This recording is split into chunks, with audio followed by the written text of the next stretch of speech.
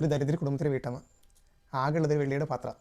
അത് പാരമ്പര്യമായിട്ട് കിട്ടിയതുകൊണ്ട് അത് വീട്ടിൻ്റെ ഒരു സൈഡിലൊരു പട്ടിക അടിച്ചു വെച്ചിട്ട് അതിന് വെള്ളി വെച്ചിട്ട് ഇരിക്കണം. അപ്പോൾ ഒരു ദിവസം ഭർത്താവ് ജോലിക്ക് ഇറങ്ങുമ്പോൾ ഈ സ്ത്രീ ഭർത്താവിനോട് ചോദിക്കും, എനിക്കിന്ന് കുറച്ച് കോൾഗേറ്റ് പൗഡർ വേണം, കാരണം അതൊന്ന് മിനുക്കി വെക്കാൻ വേണ്ടിയിട്ടാണെന്ന് പറയും.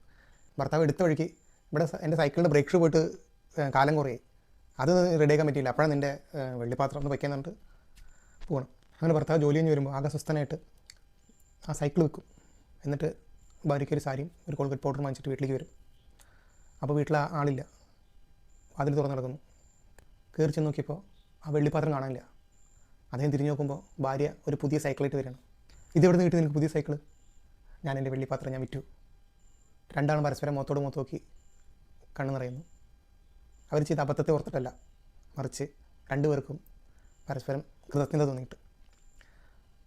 സ്നേഹിക്കുക എന്നുള്ളത് വളരെ സിമ്പിൾ കാര്യമാണ്. സ്നേഹിക്കപ്പെടുക എന്ന് പറയുന്നത് വളരെ വലിയ കാര്യമാണ്. ഒരാൾ സ്നേഹിക്കാനും ആ സ്നേഹം തിരിച്ചു കിട്ടാനും പരസ്പരം ഉണ്ടെങ്കിൽ അതാണ് ജീവിതത്തിലെ ഏറ്റവും വലിയ സന്തോഷം.